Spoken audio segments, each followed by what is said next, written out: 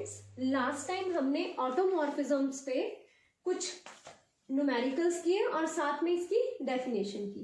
आज हम इसी सेम टॉपिक पे थ्योरम्स करेंगे।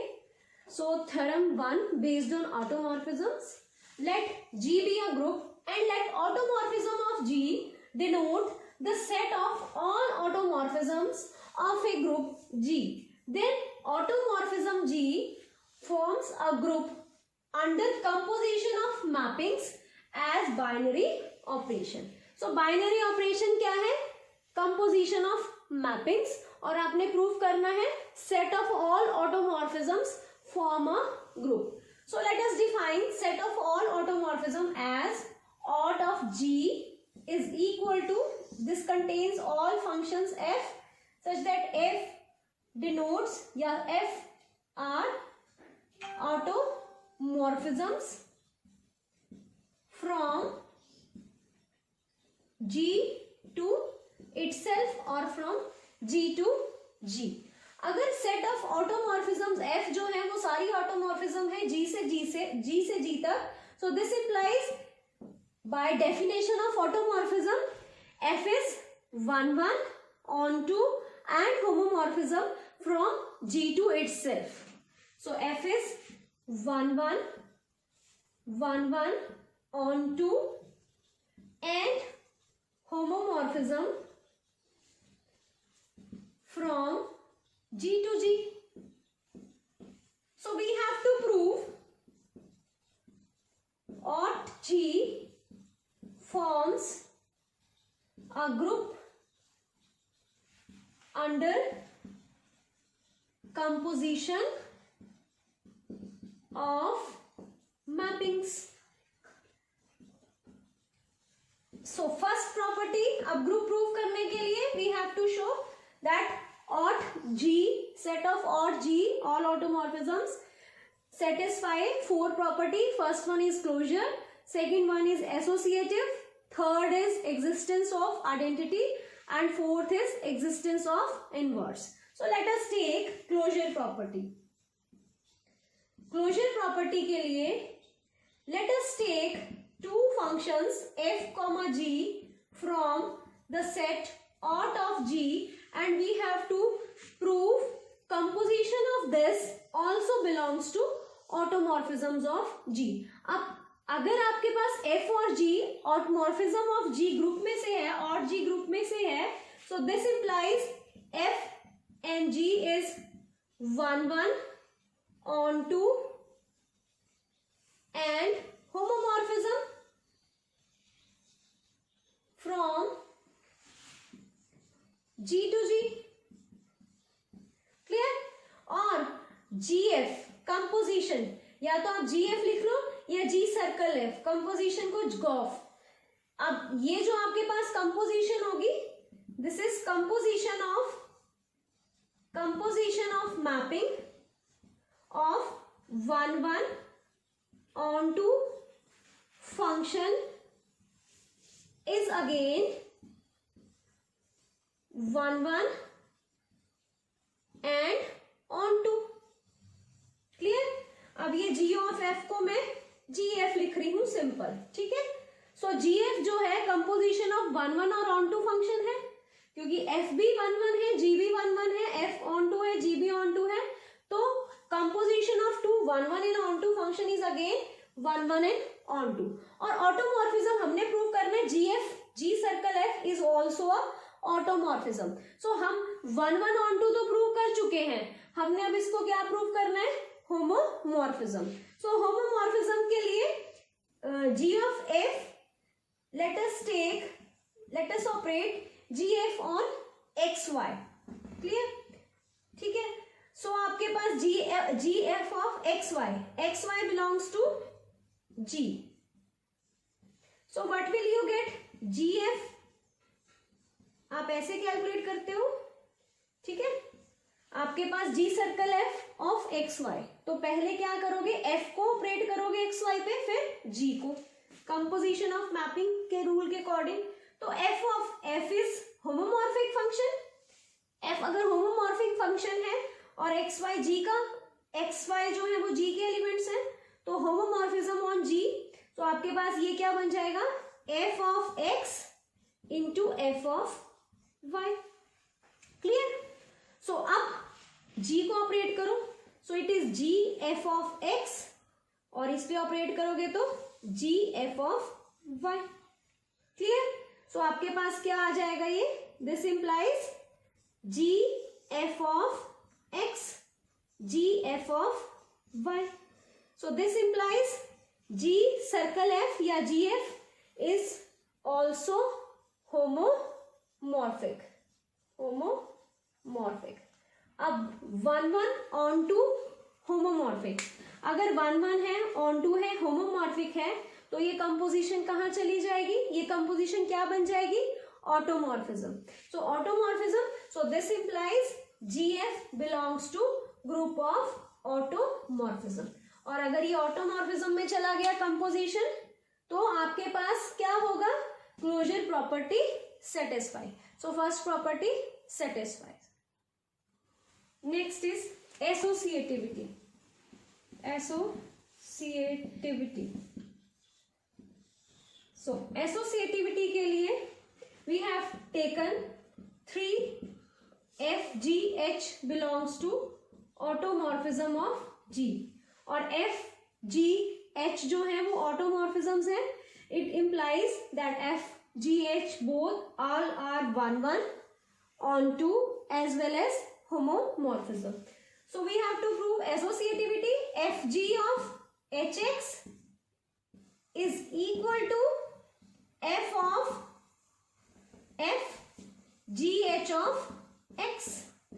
ठीक है, so हमने इन दोनों को इक्वल प्रूव करना है.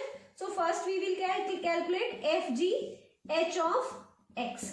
So this is equal to fg of hx. ठीक है, h को इसके ऊपर x के ऊपर, so it is h of x. अब हम क्या करते हैं, g को h के ऊपर operate, so this is f g h x. Clear. अब हम नेक्स्ट कैलकुलेट कर लेते हैं. So it is 1, let this as 1. Next is f of g h operated on x. पहले हम g h को x के ऊपर, so it is f of g h on x. अब हम h को x के ऊपर, फिर g को x के ऊपर, h के x के ऊपर, सो इट इज f. अब इसको ओपन करोगे, g of h x. Clear. So it is number 2. सो आप देखो, left hand side is equal to right hand side from 1 and 2, from 1 and 2 left hand side equal to right hand side implies associativity holds. Clear. So यहां पे associativity law satisfy हो रहा है.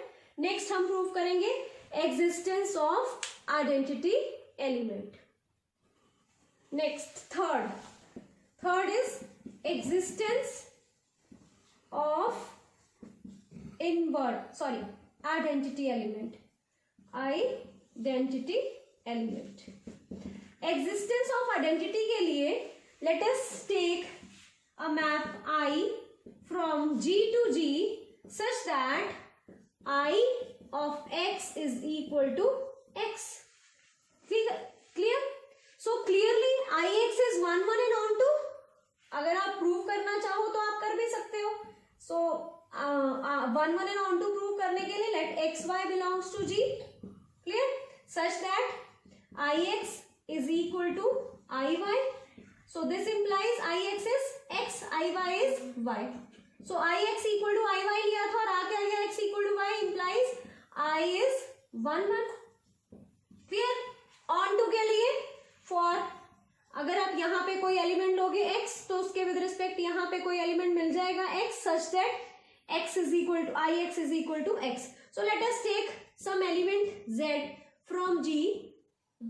We have to find x, we have to find x belongs to G such that f of x is equal to z. So x किसके equal आ गया, z के. So हर एक z के लिए हमें उधर भी क्या मिल रहा है, एक z मिल रहा है, and this belongs to G. So x, there exists x for every Z belongs to G, there exists X equal to Z belongs to G such that I of Z is equal to Z implies I is onto also. अब हमने I को क्या prove करना है? It is homomorphic. So homomorphic के लिए I of XY is equal to X into Y. What is X? X is IX. What is Y? IY. So I of XY is equal to IX into IY implies I is automorphism. So I belongs to set of automorphism. So this implies identity element exists. Next is existence of inverse. Fourth part is existence of inverse. Existence of inverse. ठीक है. We have if F belongs to automorphism of G implies F is 1 1 onto and homomorphism 1 1 and onto as well as homomorphism. अगर आपके पास F 1 1 और onto है तो आपके पास F inverse exist करेगा. Belongs to F inverse exist and it is 1 1 and onto also. Clear?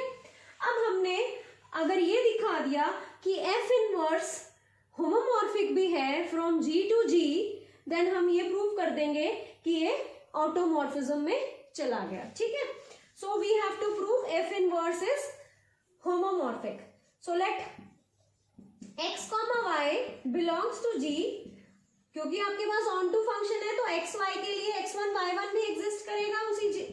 There exist x1 y1 belongs to G such that F inverse of X is equal to x1, or you can say if and only if F of x1 is equal to x, या फिर F inverse of Y is equal to y1, or you can say F of y1 is equal to y. So F inverse of xy is now equal to F inverse xy. xy आपके पास क्या है? F of x1 और F of y1. So it is F of x1, clear? F of x1 into F of y1. अब next is आपके पास ये क्या आ जाएगा? F inverse of F x1 into F inverse of F y1. So it is x1 और this is y1. So आपके पास x1 y1 किसके equal है? This is F inverse of x and what is y1 equal to? F inverse of y. So it is F inverse of x into F inverse of y. So यही आपने prove करना था. F inverse of xy is equal to F inverse of x, F inverse of y. So what does this imply? This implies F inverse is homomorphism from G to G. So अगर आपके पास F inverse 1 1 onto है और homomorphism है, so this implies F inverse कहाँ चला गया? This belongs to automorphism of G. So आपके पास F का inverse क्या आ गया? F inverse. So this implies inverse of every F belongs to aught of G exist. और अगर exist करता है inverse, आइडेंटिटी आप पहले शो कर चुके हो, क्लोजर भी है, एसोसिएटिव भी है, तो आपके पास ये सेट क्या बन जाएगा? Group. So this aught G forms a group under composition of mapping. So this finishes the proof of the theorem. Students यहाँ पे थोड़ा सा चेंज करो आप. ये आपके पास F जो है ये इस तरह से लिखा हुआ है, इस स्टेप के बाद इसको चेंज करो. यहाँ पे क्या आएगा? F inverse F of x1 y1. यहाँ पे हम होमोमॉर्फिज्म ऑफ F को यूज करेंगे because F belongs to automorphism. So this can be written as, उसको हम ओपन नहीं कर रहे हैं, F ऑफ, क्योंकि हम F इनवर्स की होमोमॉर्फिज्म यूज नहीं कर सकते, जब तक वो ऑटोमॉर्फिज्म में नहीं जाता। तो homomorphism f is homomorphic, so therefore f of x1 f of y1 is written as f x1 into y1। इन दोनों को कंबाइन करके यहाँ पे लिख दिया।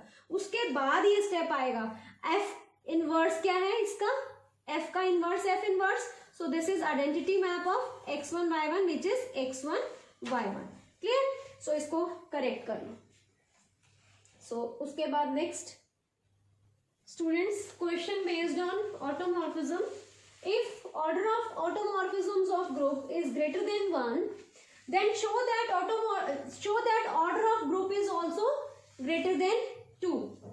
If a group has a non-trivial automorphism, then it has at least 3 elements. आप इस question को दो तरीकों से पूछा जा सकता है। फर्स्ट इज, अगर आपके पास ऑटोमॉर्फिज्म का ऑर्डर ग्रेटर देन 1 है तो आपने शो करना है कि ग्रुप का ऑर्डर ग्रेटर देन 2 है। और अगर आपके पास group non trivial automorphism, if a group has non trivial automorphism then it has at least 3 elements. So इनका प्रूफ कैसे लिखोगे इसका solution? So let order of group is 1। अगर आपके पास ऑर्डर ऑफ ग्रुप 1 है तो there exist only one automorphism. कौन सी ऑटोमॉर्फिज्म होगी? 1, that is identity map. But it is contradiction, but this is contradiction because order of automorphism is greater than 1। तो order of group 1 तो नहीं हो सकता। Let us suppose order of group is 2। तो अगर ऑर्डर ऑफ ग्रुप 2 है तो let us consider a group A contains A identity such that A is not equal to identity, or you can say A is equal to A inverse या फिर A square is equal to identity। ठीक है? अगर आपके पास यहाँ पे 2 element हैं, also order of automorphism of G is greater than 1, so therefore there exists some automorphism T belongs to this, ठीक है, such that जो T है वो आइडेंटिटी मैप के इक्वल नहीं होगा, such that T of X is not equal to IX। Clear? So कोई इसमें ऑटोमॉर्फिज्म एग्जिस्ट करेगी किससे अलग? आइडेंटिटी मैप से अलग, where I is identity mapping. ठीक है? but we have T of identity is equal to identity because T homomorphism है। और हमने स्टार्टिंग में एक रिजल्ट किया था कि अगर आप होमोमॉर्फिज्म है from G to G dash, तो F ये वाली जो आइडेंटिटी है इसकी आइडेंटिटी पे मैप करेगा। F of E is always equal to E dash. अब यहाँ पे ग्रुप सेम है तो F of E भी इक्वल टू E आ जाएगा। सो T of E is always E। सो अब आपके पास अगर T of E आ गया तो A कहाँ मैप होगा? क्योंकि ऑटोमॉर्फिज्म है, 1 1 ऑन 2 भी है, उसका भी ध्यान रखना है, तो A पे मैप हो जाएगा। So therefore T of A is equal to A, which is a contradiction। अब कॉन्ट्रडिक्शन किसको है? This hypothesis. So which is contradiction to hypothesis that there exist X such that T of X is not equal to I of X। इस hypothesis को ये contradict कर रहा है क्योंकि यहाँ पे तो T of A के इक्वल हो गया। सो देयरफॉर ग्रुप का ऑर्डर कितना नहीं हो सकता? 2 नहीं हो सकता। So therefore order of group should be greater than 2। ठीक है? सो this implies order of group is not 2, it is greater then 2। यही आपने प्रूव करना था कि अगर आपके पास ऑटोमॉर्फिज्म एक से ज्यादा है तो ऑर्डर ऑफ ग्रुप भी क्या होना चाहिए? 2।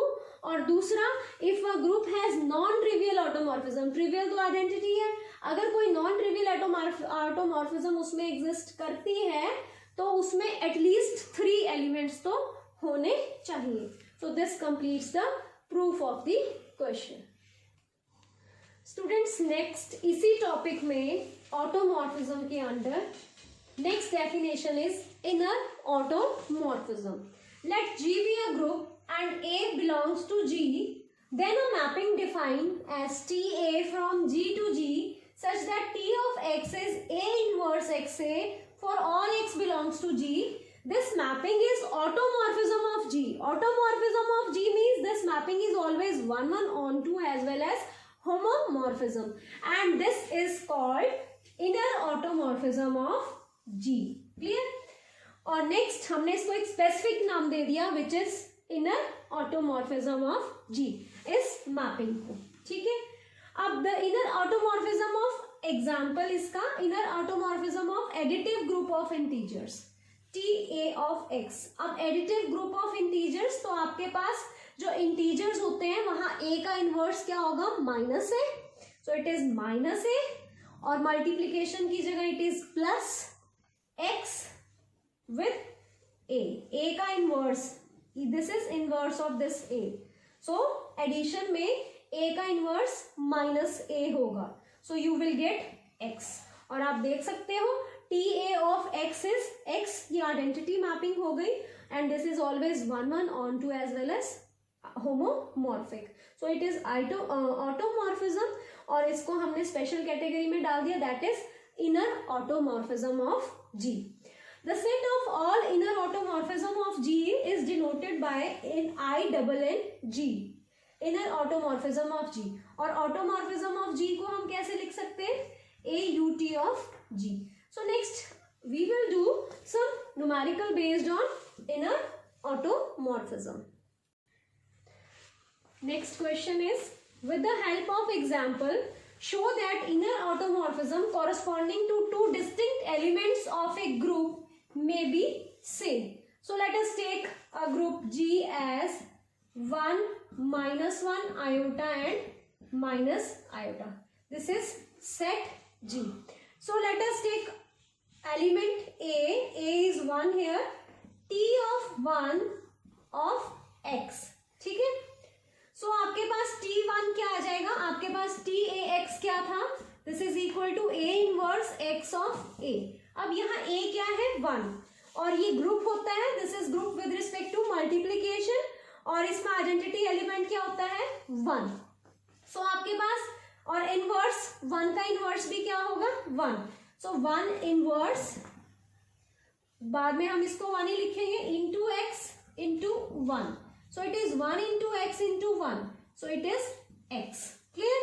उसके बाद देखो -1 एलिमेंट ले लो G का, हमने ये शो करना है ना 2 distinct elements.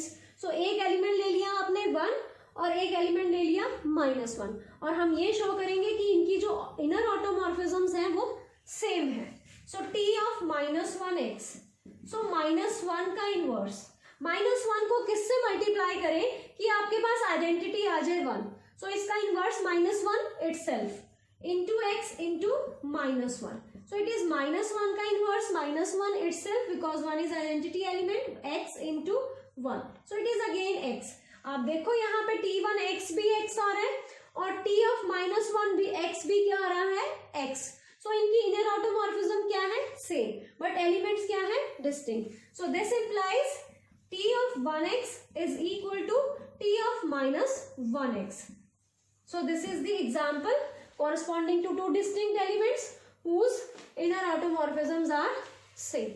So next question, prove that the identity mapping is the only inner automorphism for an abelian group.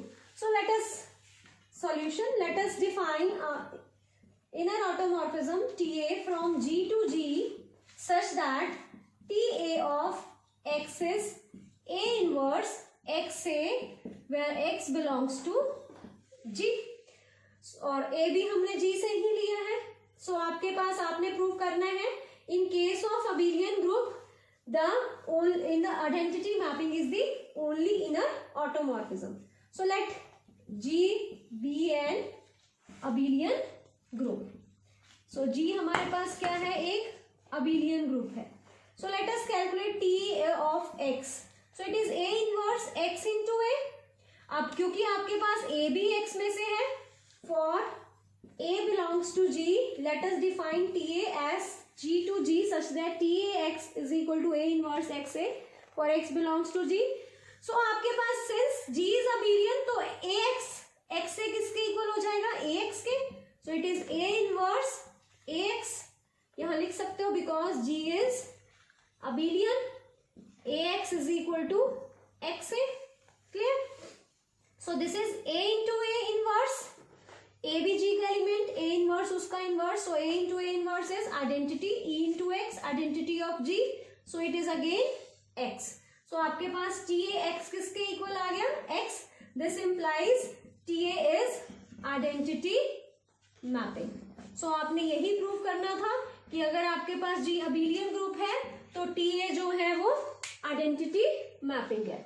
So students, hope inner automorphism is now clear to you. So we will do some more theorem based on inner automorphism in our next lecture. Till then, thank you for watching the video.